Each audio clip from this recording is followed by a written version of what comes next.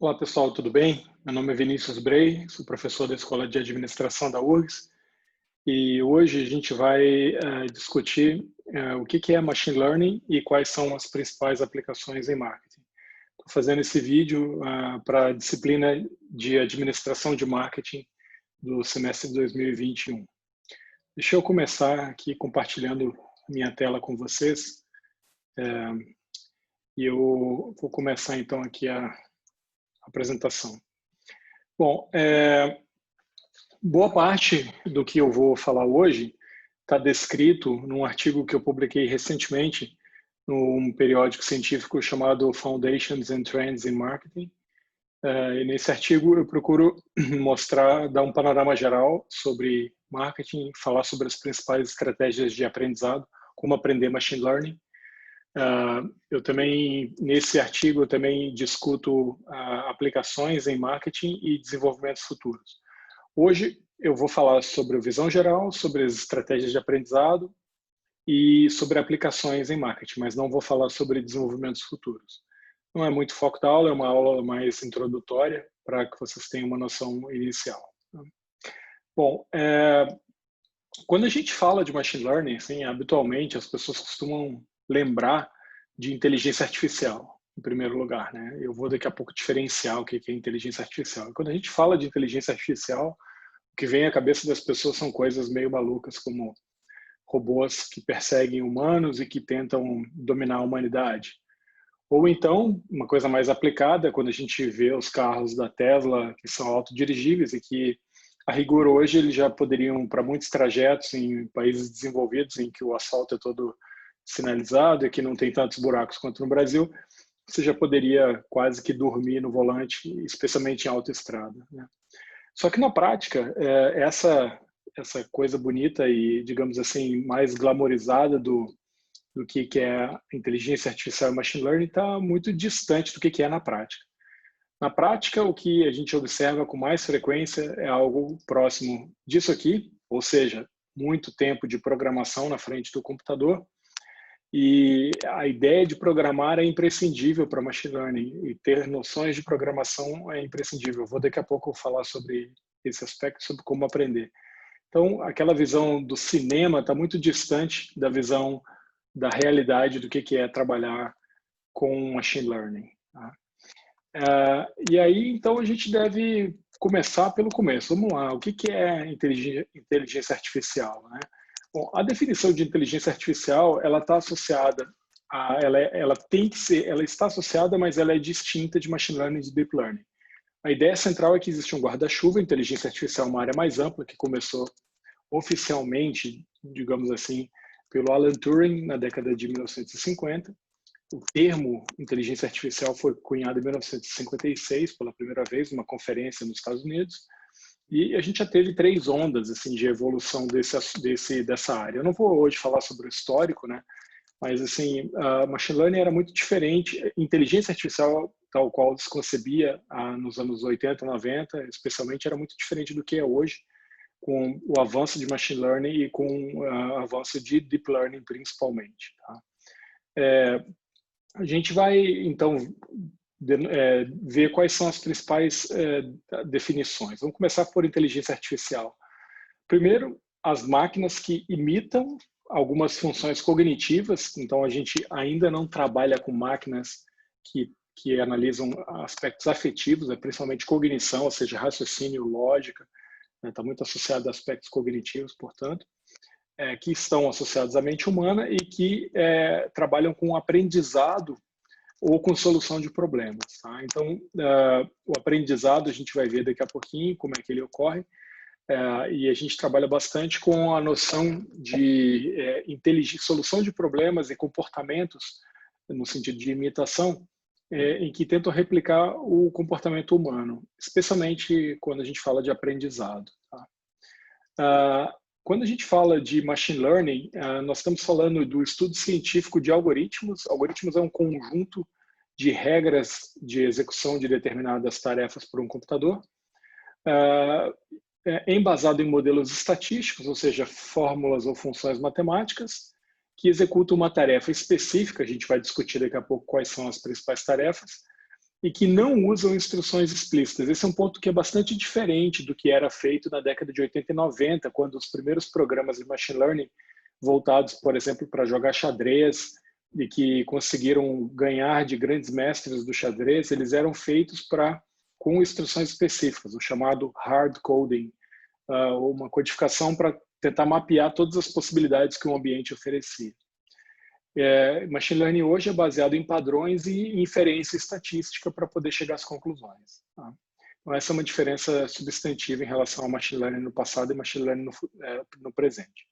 E, finalmente, o conceito menor desses três, mas que hoje é executado para um monte de coisas, como, por exemplo, o seu WhatsApp, para classificar as suas imagens do Facebook para 200 milhões de outras aplicações, é o conceito de Deep Learning.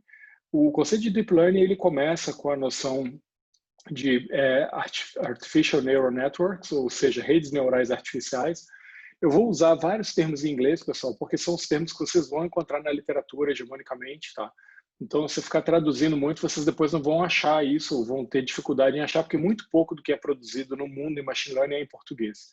Pouquíssimo, pouquíssimo. A gente está muito atrás dos grandes centros internacionais, então eu prefiro que os alunos entendam os termos originais, né? Então, o que é uma rede neural? A rede neural é um conjunto de neurônios, aqui cada bolinha dessa aqui é um neurônio, que são conectados e que foram originalmente, a noção de rede neural foi desenvolvida para tentar imitar o cérebro humano, ou tentando pelo menos replicar algo parecido com a conexão entre os neurônios. Mas na prática não é exatamente isso que acontece, assim, já tem vários autores em livros que mostram que é um processo diferente, tá? Mas uma rede neural tem essa cara básica, mas ela pode ter muitas variações. Isso aqui é uma rede neural super básica, bem simples, que a gente vai depois até eu vou rodar um programinha de computador para mostrar para vocês como é que funciona na prática, o modelo de machine learning. Mas é mais ou menos isso aqui, só que pode ser muito mais complexo para muitas outras coisas. Por exemplo, Deep Learning é uma conexão de redes neurais muito mais avançada, então muito mais complexa. Desculpe, essa rede aqui de Deep Learning tem 3 camadas intermediárias, enquanto a outra tinha só 2, e muito mais neurônios, muito mais conexões, e é uma rede neural genérica. E a gente pode ter redes neurais especializadas, por exemplo, essa aqui é uma rede neural que a gente chama de CNN, ou de Convolutional Neural Networks, e ela é muito usada para classificação de imagens, classificação e reconhecimento de imagens. Tá? Então, é uma rede neural bastante útil para determinados tipos de funções que a gente usa em Machine Learning. Tá? Bom, eu vou falar um pouquinho sobre redes neurais mais no final, mas a grosso modo eu queria que vocês ficassem com essa primeira noção, assim, que é o mais importante para esse momento.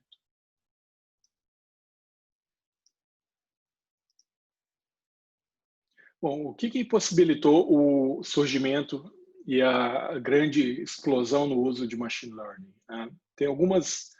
São 3 grupos de explicações. Primeiro, dados.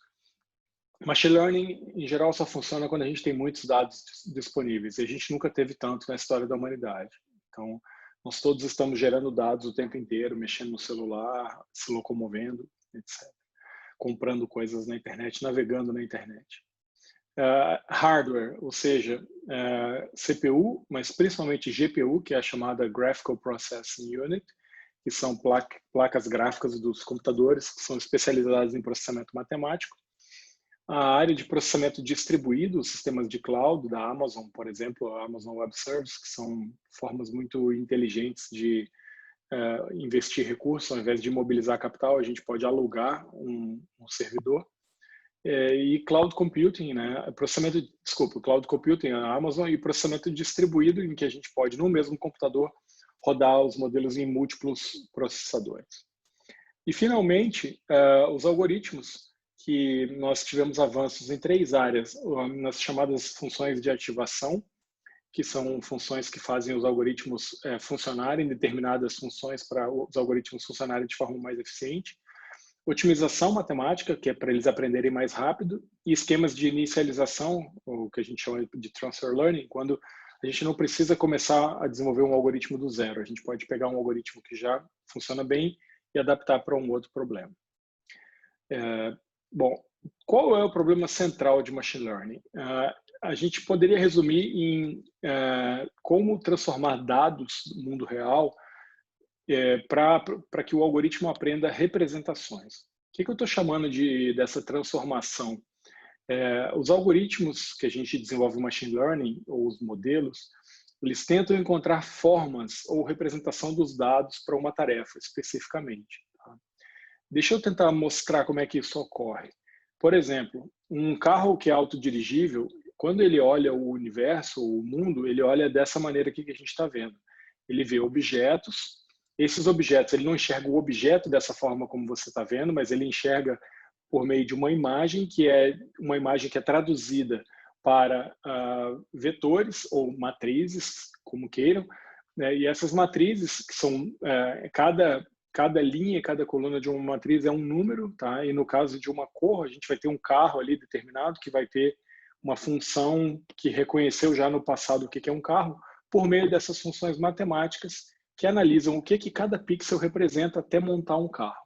Então, a grosso modo, todo tipo de dado que precisa ser processado por um algoritmo de machine learning, ele tem que ser traduzido em números. Tá? A gente está falando, e tudo é traduzido, os fenômenos que a gente observa na natureza, em geral, ou imagem, som, imagem estática ou dinâmica, som, e obviamente os próprios números, né? Tudo isso pode ser traduzido em números. Então, isso facilita e é a forma como o computador trabalha. O computador não processa uma imagem do jeito que a gente vê, do jeito que um humano vê. Ele processa em pixels, e cada pixel vai ter um número. Se é colorido, vai ser em RGB, em red, green and blue, vai ter um número associado. Se é em preto e branco, é uma escala de cinza, e vai ter um número associado a cada pixel. E o conjunto de pixels processados no algoritmo de deep learning é o que vai gerar a compreensão sobre o que está querendo se fazer. Do ponto de vista científico, né, o grande objetivo de machine learning é generalização, não só científico, mas também para a prática. Né?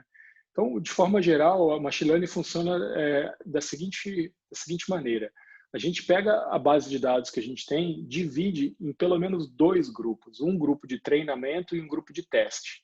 Quando a gente tem muitos dados disponíveis, o que não é muito comum para a maioria das pessoas comuns, a não ser para o Google, para grandes empresas, né?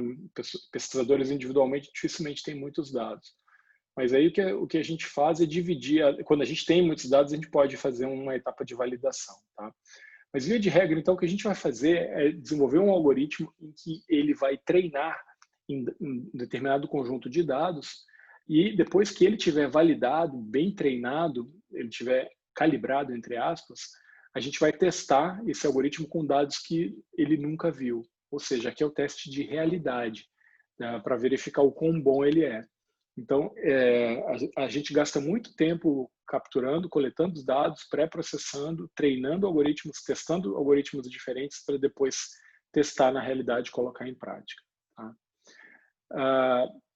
Isso, então, é uma visão assim, bastante, assim, lá de 30 mil metros de altura, voando, olhando o que é machine learning lá no alto. Vamos tentar mergulhar um pouquinho, chegar mais próximo do que é machine learning na realidade. Né? Bom, os tipos principais de machine learning são três grupamentos, assim, que são os principais. Tá? O primeiro que a gente chama de supervised, ou aprendizado supervisionado, o aprendizado unsupervised, ou não supervisionado, e o reinforcement learning, ou um aprendizado de reforço. Tá? Vamos falar assim, sobre o que são esses três tipos principais de machine learning que existem. Existem, uma observação, existem, alguns autores colocam outros subtipos, self-supervised, mas assim, a grosso modo esses três são os mais consensuais. Bom, o supervised learning, o aprendizado supervisionado, ele funciona da seguinte maneira. A gente vai ter um determinado algoritmo em que nós vamos mostrar para ele o que são determinadas coisas, ou seja, a gente vai ensinar para ele, por exemplo, mostra uma foto de gato, um arquivo de gato, e vai ter uma anotação dizendo isso daqui é um gato. Vai ter um arquivo, uma imagem de cachorro, e a gente vai mostrar para ele dizendo isso aqui é um cachorro, e por aí vai. Ou seja, ele vai aprendendo com o ensinamento, nós vamos ensinar, tal qual a gente ensina uma criança, o que é o gato, o que é um cachorro. Depois de treinado com os dados de treinamento, a gente vai testar mostrando imagens de gatos e cachorros, ou de qualquer outro bicho, como queiram, sem dizer o que que é. E aí ele vai dizer o que que é gato, o que que é cachorro, ou se a gente disser que é um outro bicho qualquer, ele pode dizer que não é nenhum nem outro. Tá? Bom, os dois grandes tipos de objetivos que a gente tem para aprendizado supervisionado são classificação, ou seja, isso que eu dei exemplo agora de gato e cachorro é uma classificação, tá? Então, a gente vai dividir em categorias, né? A classificação divide em categorias. Pode ser, o mínimo são 2 categorias, mas a gente pode ter milhões ou bilhões de categorias. Por exemplo, o Facebook, na hora que ele classifica uma imagem automaticamente de uma pessoa, a base de dados deles é praticamente a população humana. Então, o número de categoria, cada um de nós é uma categoria para ele, e aí eles teriam, a rigor, esse universo de bilhões de categorias para poder trabalhar e classificar. Então, é bastante complexo fazer o que o Facebook faz ao classificar. Ou então regressão, em que é a gente chegar a um resultado numérico, não uma categoria no final, mas um resultado numérico, em que nós vamos fazer uma determinada previsão. Pode ser previsão de probabilidade de ocorrência de alguma coisa, pode ser previsão do preço de um imóvel, de qualquer outro fenômeno que possa ser resumido num número. O aprendizado supervisionado, ele tem como principais algoritmos esses aqui que eu estou colocando na tela. O K-Nearest Neighbors, ou KNN, é um algoritmo de classificação. A regressão linear é de regressão, como o próprio nome diz. A regressão logística é uma regressão binária. Support Vector Machines servem tanto para classificação quanto para regressão, assim como as árvores de decisão, Random Forest e outros algoritmos da família de árvore de decisão mais modernos.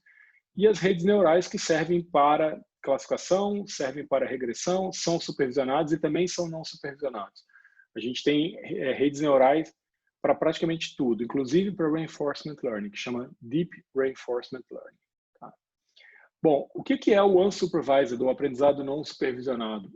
Nesse caso, o objetivo não é nem fazer uma previsão, mas sim redução dimensional. É o principal objetivo de aprendizado não supervisionado. O que é redução dimensional? Eu tenho inúmeras dimensões, nesse caso aqui eu tenho inúmeros tipos diferentes de animais, e ele vai tentar agrupar por similaridade. A gente não ensina o computador do que é o que, qual animal que é o que, e ele vai tentar identificar padrões comuns na fisiologia do animal, comportamento, barulho, movimentação, o que quer que seja, que a gente, depende dos dados que a gente entra, né? Se for imagem estática, como aqui esse exemplo, ele vai tentar classificar com base em similaridade.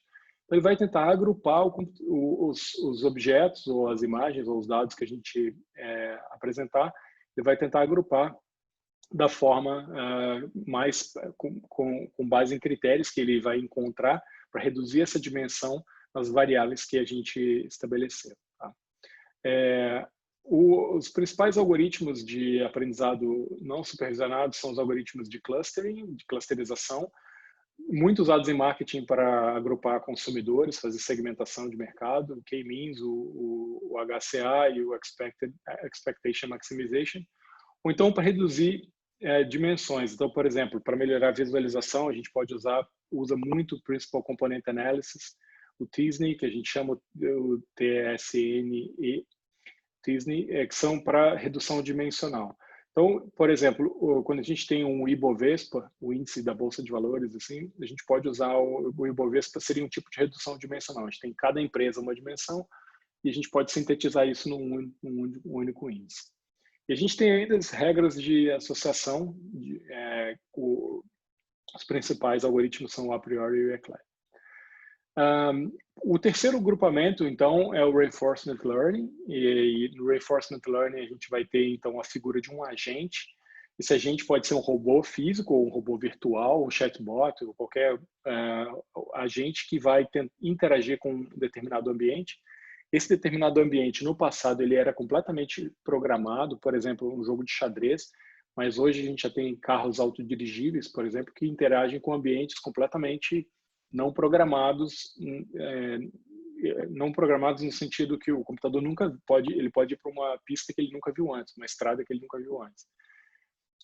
Então, o agente ele toma uma determinada ação em relação ao ambiente e recebe uma determinada recompensa, que pode ser positiva ou negativa, né? Como se quiserem chamar de punição, mas em geral é uma recompensa. A gente usa o termo recompensa. Então, o agente vai tentar maximizar suas recompensas e evitar as, entre aspas, punições, recompensas negativas. Então, esse é a noção de reinforcement learning, o que dos 3 tipos principais de machine learning, esse é o tipo mais próximo daquilo que a gente conhece como inteligência tal qual humanos, a inteligência próxima do que é a inteligência de um ser humano.